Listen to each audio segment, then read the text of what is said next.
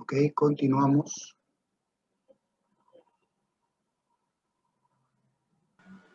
Bueno, les decía de que como la corriente, según la regla de la mano derecha, ¿correcto? La corriente está circulando en sentido horario y es una sola fuente la que está alimentando. Recuerden que la corriente sale del positivo. Por lo tanto, mientras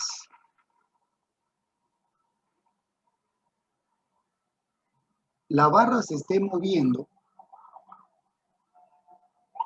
su equivalente sería como si existiera en el circuito una fuente conectada de esta manera, donde acá estaría más y menos.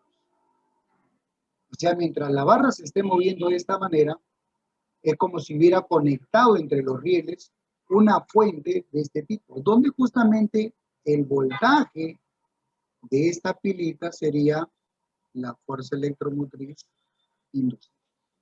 ¿Ya? Eso es lo que está pasando. Muy bien, continuemos. Listo. Dice, una espira circular que tiene 50 vueltas se encuentra en un plano que hace un ángulo de 37 grados con un campo magnético uniforme B. Si el campo magnético varía linealmente con el tiempo de acuerdo con la gráfica que se muestra, determine la FEM inducida entre 0,2 y 0,5 segundos, considerando que el área de la espira es de 20 centímetros cuadrados. La magnitud del campo, que en este caso es inclinada respecto a la sección de la espira, tiene este comportamiento según la gráfica. Pero a mí me piden determinar la fuerza electromotriz inducida, pero de 0,2 a 0,5. Yo en el gráfico tengo de 0 a 0,2. Había que ver entonces cuánto es el campo magnético para 0,5. Pero antes que esto, tenemos que averiguar a qué es igual la fuerza electromotriz inducida. Recordemos que la fuerza electromotriz inducida, según la ley de Faraday, es la variación de flujo. Bueno, en primer lugar, como tenemos acá una espira con varias vueltas, vamos a tener entonces N por la variación de flujo entre la variación de tiempo. Esa vendría a ser la formulita para poder determinar la fuerza electromotriz inducida. Ahí está. Bien. El intervalo de tiempo ya lo tenemos porque es de 0,2 a 0,5. Pero bueno, vamos a darle un poco de forma.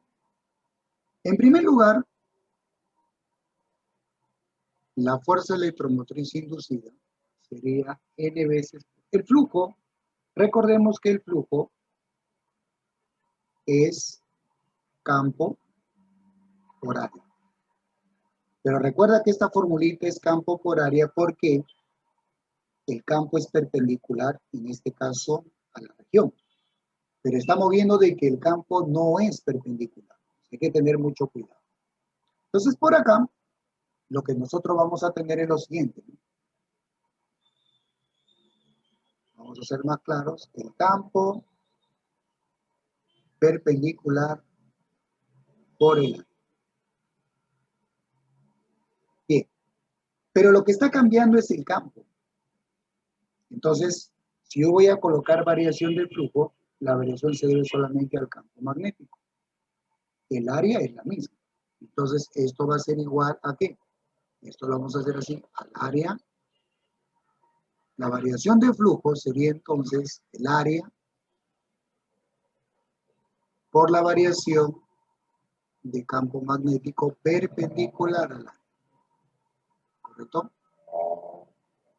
Y todo dividido entre el intervalo de. Así quedaría mi formulita para el problema. Ya está. Listo. Bien, ahora lo que vamos a hacer es lo siguiente. Todo lo ya lo tengo. N lo tengo, el área también lo tengo.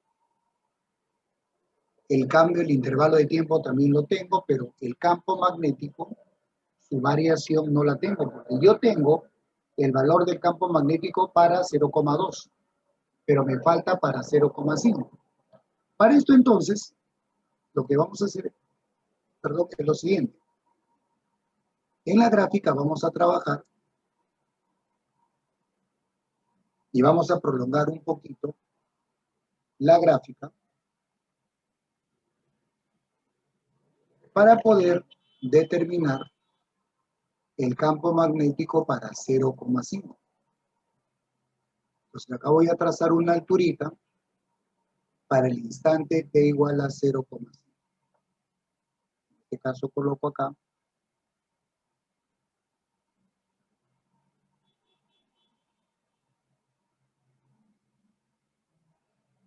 Y este instante sería 0,5. Acá le ponemos 0,5.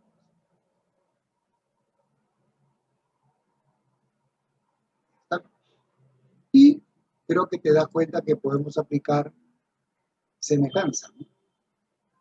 Entonces acá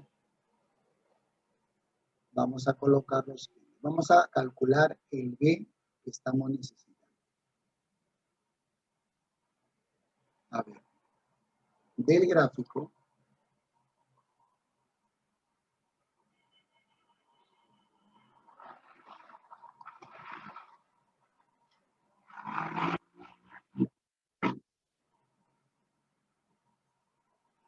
bueno, el campo magnético que nosotros necesitamos es este, ¿correcto? Entonces, hacemos lo siguiente, ¿no? 0,1 es a 0,2, como B es a todo que es 0,5.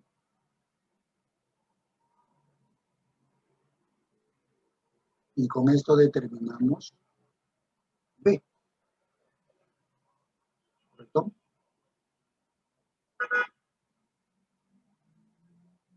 ¿Está?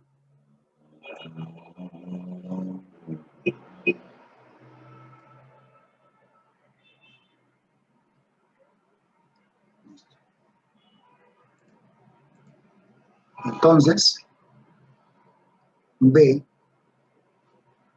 sería 0,5, acá te queda un medio, entre 2.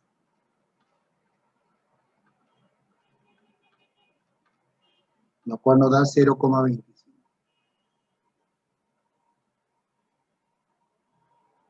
¿Está? Correcto. Ahí está. 2, la mitad, 0,5, la mitad, 0,25.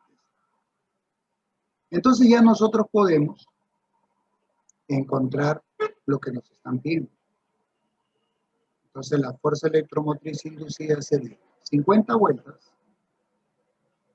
por el área que sería 20, cuidado, 1 centímetro cuadrado.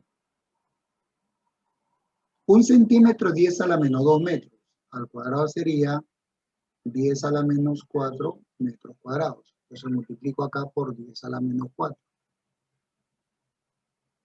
Todo multiplicado por la variación de campo magnético. Sería 0,25 menos 0,1. Y todo dividido entre el intervalo de tiempo. En este caso sería 0,5 menos 0,1. Y con esto ya vamos a tener la fuerza electromotriz inducida que nos están pidiendo. ¿Ya está? Nada más. Ah, pero hay un detalle, un detalle. Acá nos estamos olvidando. Cuida. En primer lugar, nos están diciendo que este campo magnético, ¿correcto? Hay que tener bastante cuidado. Este campo magnético, hay un detalle. Como la espira es circular, vista de manera frontal la vamos a ver como una elipse. ¿Correcto? Esta es la espirita. Bien. Esta viene a ser la espira. Este viene a ser el centro de la espira.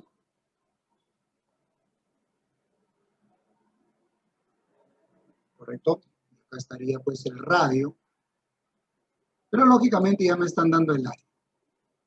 Pero acá dice que el campo magnético se encuentra en un plano que hace 37 grados con el campo. Entonces, el campo magnético que me están dando es este. Mucho cuidado. Este es el campo magnético. Estamos. Hay que tener cuidado. Este es el B. Está formando 37 grados con el plano. Ya está. Entonces, inmediatamente lo que hacemos es descomponer. Ya vamos a tener una componente horizontal y una componente vertical.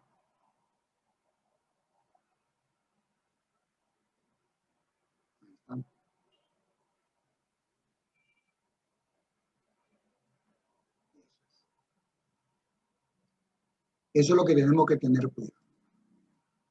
¿Ah? ¿Ah? Este viene a ser el B paralelo y este es el B perpendicular. Ahora, el B que me están dando en el gráfico es este, que vendría a ser lo que en el gráfico es este. Correcto. Entonces, el B perpendicular, el gráfico sería B por el seno de 30. Cuidado ahí. Entonces, la fuerza electromotriz inducida, cuidado, será el número de espiras que es 50 por el área que es 20 centímetros cuadrados, 20 por 10 a la menos 4, para pasarlo a metros cuadrados, por la variación de campo perpendicular. Entonces yo voy a restar 0,25 menos 0,1, que es para 0,2, y todo por el seno de 37, porque tengo que tomar el que es perpendicular.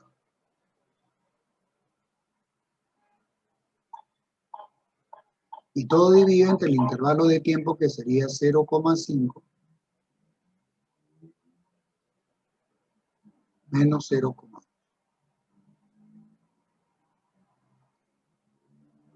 Ya está. Y con esto ya podemos hacer el cálculo que nos están pidiendo. Mucho cuidado, porque el campo no es perpendicular a la espira, o a ese conjunto de espiras apretadas, ¿no? Definitivamente que son 50, no es eso. Muy bien. Y con esto ya podemos hacer el cálculo de la fuerza electromotriz inducida. Muy bien. A ver, 0,25 menos 0,1.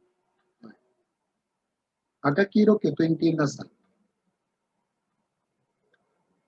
Yo lo he hecho así, pero quiero que entiendas. 0,25 menos 0,1 entre 0,5 menos 0,2.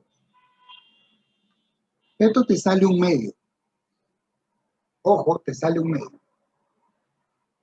¿Qué es lo mismo que si yo hubiera tomado el 0,1 y el 0,2?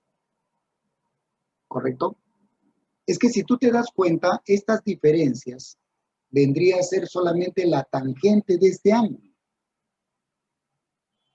que es constante porque es una recta. Por lo tanto, cuando a ti te den una variación lineal, cualquier intervalo toma, ¿no? La variación siempre va a ser la misma, el cociente, ¿no? Yo lo he hecho así para que tú te percates de eso. Entonces, finalmente tendríamos, a ver, este cociente me ha salido un medio, acá te va a quedar 500, 500 por 0.6 y entre, finalmente nos va a quedar que la fuerza electromotriz inducida es 0,03 voltios.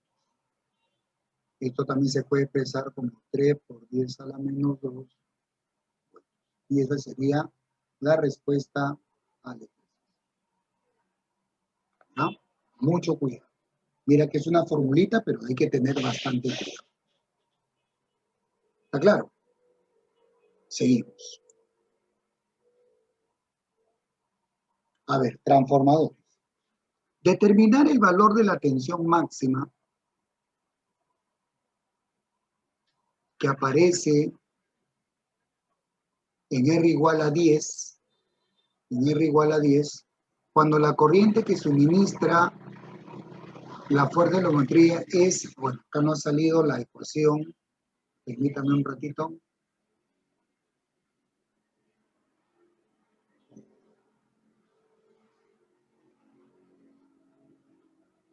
Ya, voy a colocar una ecuación acá para no dilatar mucho el problema.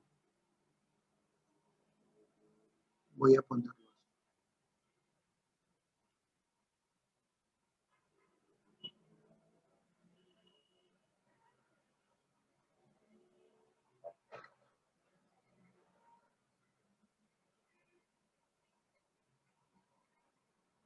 Voy a colocar acá.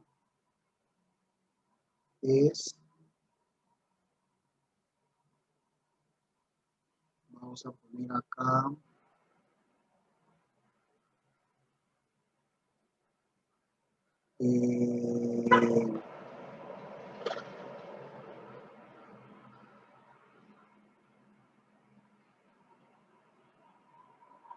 Digamos que sea acá 10 seno de omega amperes. Determinar cuando la corriente que se suministra la fuente E es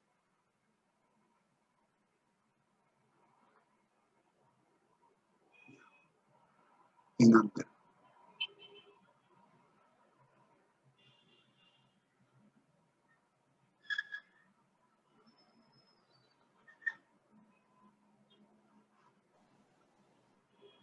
Bueno, vamos a ver.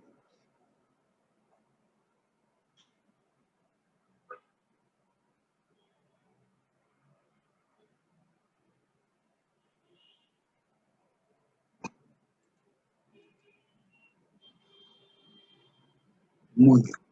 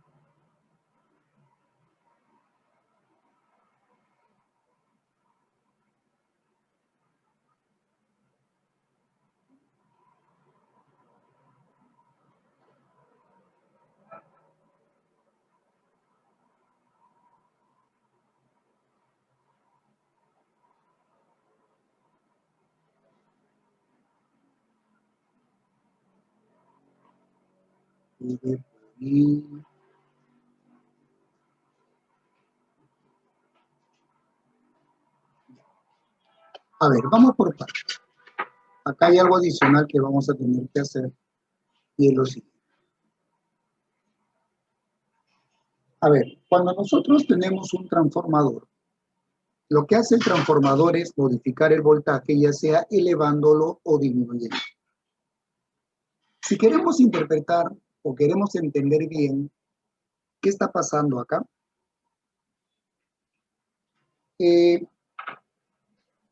acá donde tú ves una bolita con una culebrita, esta viene a ser la llamada fuente alterna, que en este caso va a alimentar a un dispositivo.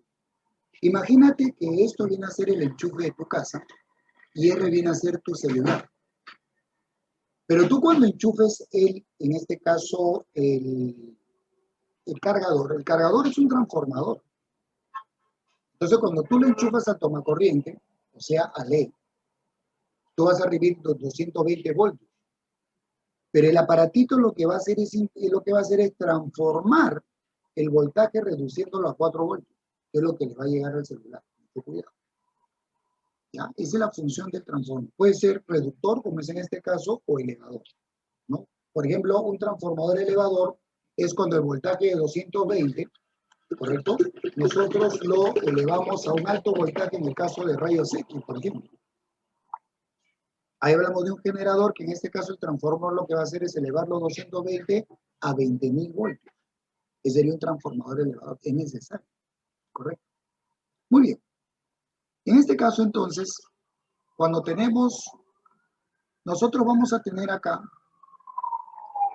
el sector primario, ¿no? Acá vamos a tener un voltaje en el primario y vamos a tener un voltaje en el secundario. Pero el transformador son arrollamientos que nosotros hacemos en cada sector. Por lo tanto, yo voy a tener un cierto número de espiras en el primario, un cierto número de espiras en el secundario. De tal manera que se cumple que si yo quiero elevar el voltaje, obviamente en el secundario tiene que haber más vueltas que en el primario. Y si yo quiero reducirlo, tiene que haber menos vueltas. Por lo tanto, el número de espiras con el voltaje son directamente proporcionales. Entonces, nosotros vamos a tener lo siguiente. El número de espiras, ¿correcto? El número de espiras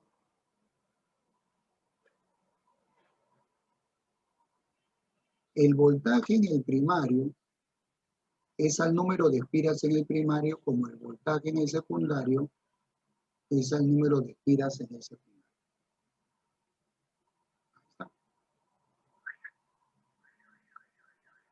Y yo quiero el voltaje máximo en el secundario, que es donde se está alimentando la resistencia. El número de espiras, como ustedes verán, ya lo tenemos. El problema es que no tenemos voltajes. Entonces, ¿qué más tenemos por acá? El otro criterio es este. En primer lugar, como se trata de un transformador ideal, ¿qué significa un transformador ideal? Que no hay pérdida de potencia. Normalmente los transformadores se calientan un poquito y por lo tanto al secundario no va a llegar toda la energía. La potencia que lógicamente yo tenga en el primario no va a ser la misma en el secundario. Pero, como se trata de un transformador ideal, la potencia en el primario debe ser igual a la potencia en el secundario. Pero la potencia que es voltaje por corriente. Entonces tú tienes acá voltaje en el primario por la corriente en el primario debe ser igual al voltaje en el secundario por la corriente en el secundario. Ya está. ¿Estamos bien? Entonces, podemos dar cierta forma y lo podemos reemplazar por acá. Nosotros tenemos la corriente en el primario, ¿no? Tenemos la corriente en el primario, ¿correcto? Entonces, podemos establecer esto, mira, voltaje en el primario entre voltaje en el secundario es igual a la corriente en el primario entre la corriente en el secundario. El primario y secundario es corriente en el secundario entre la corriente en el primario. Ahí está.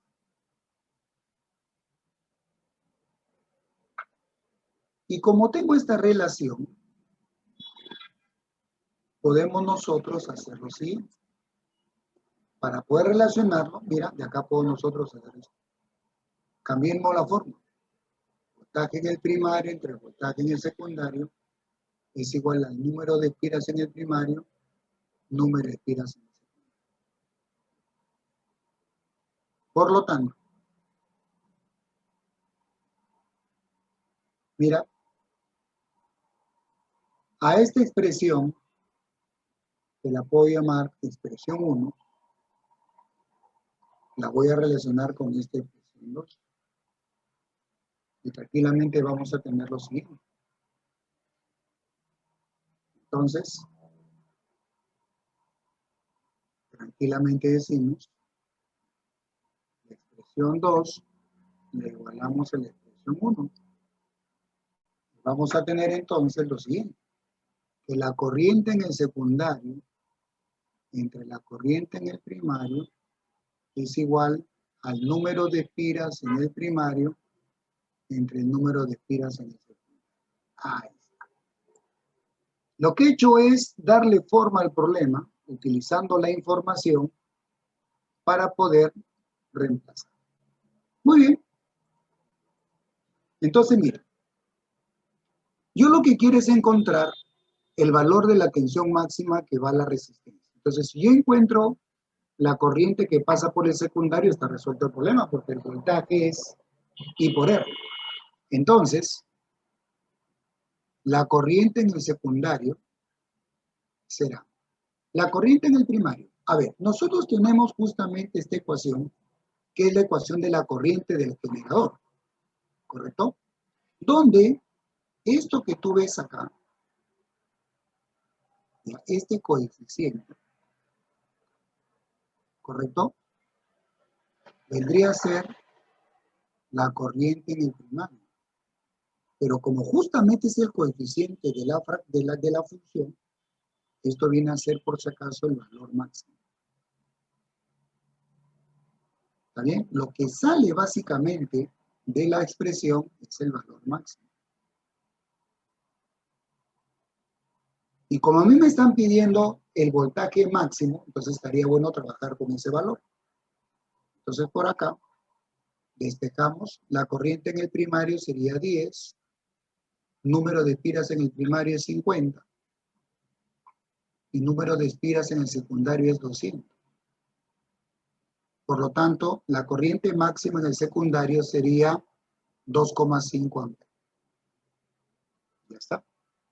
Como lógicamente yo estoy trabajando con la corriente máxima del primario, voy a encontrar la corriente máxima en el secundario.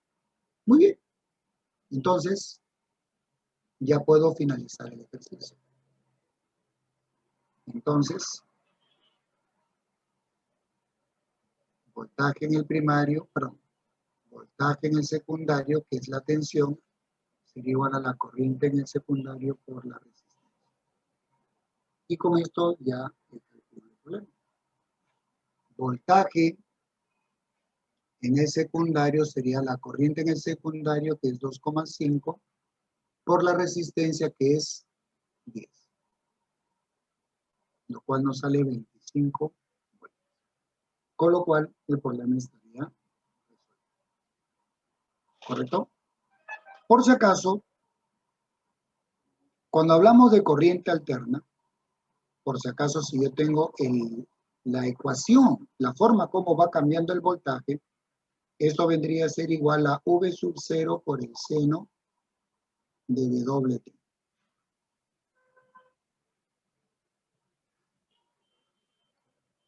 Donde no te olvides que esto de acá es el valor máximo de voltaje. Pero cuando yo trabajo con un circuito, por si acaso se suele trabajar con el valor eficaz, que es el valor máximo entre raíces. Lo mismo ocurre con la corriente. Si yo tengo la ecuación de la corriente, entonces el coeficiente de la función trigonométrica que me indica cómo está cambiando la corriente me da su valor máximo. Y si yo quiero la corriente eficaz, que es con la que yo trabajo en el circuito, sería pues el valor máximo entre rayos. ¿Está claro? Ya, mucho cuidado. Veamos el siguiente ejercicio. Dice, un rayo de luz monocromático. Un rayo monocromático es de un solo color y por lo tanto, tú sabes que la luz normal que es policromática cuando se refracta, ¿correcto? Se va no solamente desviar, sino dispersar. Un rayo monocromático no, fíjate bien, el rayo se mantiene como tal. Atraviesa una sustancia transparente de manera como se presenta en el diagrama. Determine el índice de refracción de la sustancia.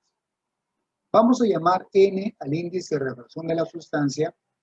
Y como no me indican nada que hay alrededor de la sustancia, se entiende que el aire será, y por lo tanto su índice de refracción será 1. Muy bien. Toda refracción se analiza utilizando la ecuación de Snell. Pero para aplicar Snell, recuerden que tenemos que tener los ángulos con la normal. Por lo tanto, en esta primera refracción, donde el rayo viene por la parte superior y se refracta, pues el ángulo con la normal, el rayo incidente con la normal es 53, pero el rayo refractado con la normal no sabemos qué ángulo está formando, lo vamos a llamar alfa. ¿Correcto? Vamos a llamarlo alfa. Ahora, si ustedes se dan cuenta, acá el rayo vuelve a desviarse y se desvía de tal manera que el rayo de luz se refracta al ras de la superficie. Es decir, se refracta a un ángulo de 90 grados. Pero el ángulo de incidencia, que forma con la normal, no lo tenemos. Entonces, a ese angulito vamos a llamarlo teta. Pero con alfa y teta no son lo mismo. Pero sí podemos ver claramente que son complementarios. ¿Correcto? Entonces, vamos a hablar de la primera refracción. Aplicamos Snell. Recuerda que aplicamos y aplicamos Snell. La formulita es la siguiente. Si aplicamos Snell, tendríamos que N1 por el seno del ángulo alfa debe ser igual a N2 por el seno del ángulo teta, donde alfa y teta son los ángulos que forman los rayos incidente y refractado con la normal. Entonces, empezamos. A ver por acá.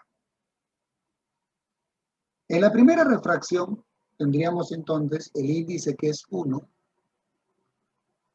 multiplicado por el seno de 53 igual a n multiplicado por el seno de alfa. ¿Correcto? En este caso tendríamos n de 53 sería 4/5, entonces n por seno de alfa sería igual a 4/5. Ya está. Ahora vamos a la siguiente refracción. El rayo va llegando por el índice, por el medio transparente, entonces tendríamos n multiplicado por el seno de teta debe ser igual a, sale al aire, 1 por el seno de 90, que es 1. Por lo tanto, tenemos que n por el seno de teta es igual a 1.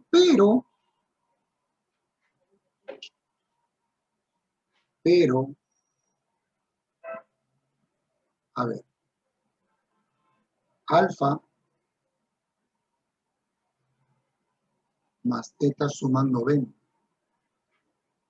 Eso significa que son complementarios. Por lo tanto, seno de teta es igual al coseno de alfa.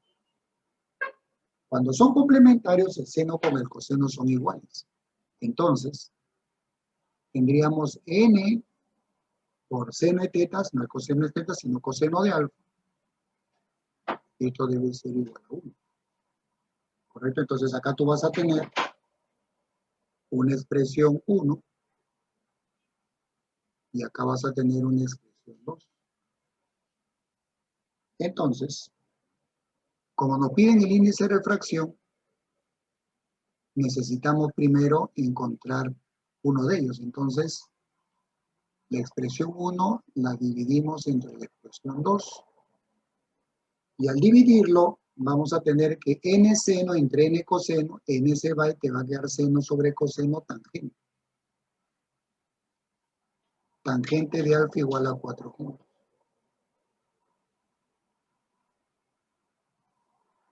Bien. Pero lógicamente ese ángulo no es notable, ¿correcto? Por lo tanto, entonces, lo que vamos a hacer es formar un triangulito. Entonces, por acá, formamos nuestro triángulo.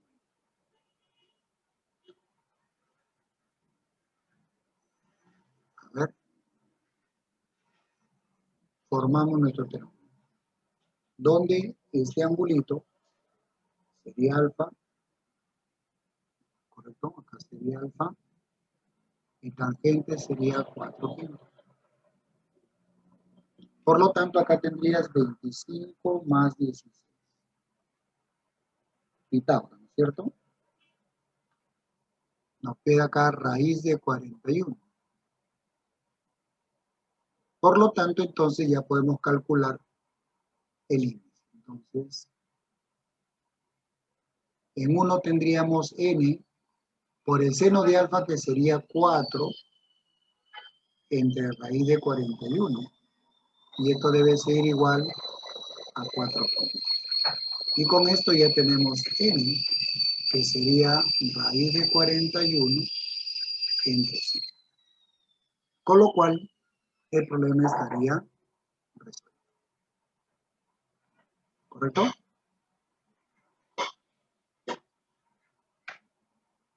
Óptica.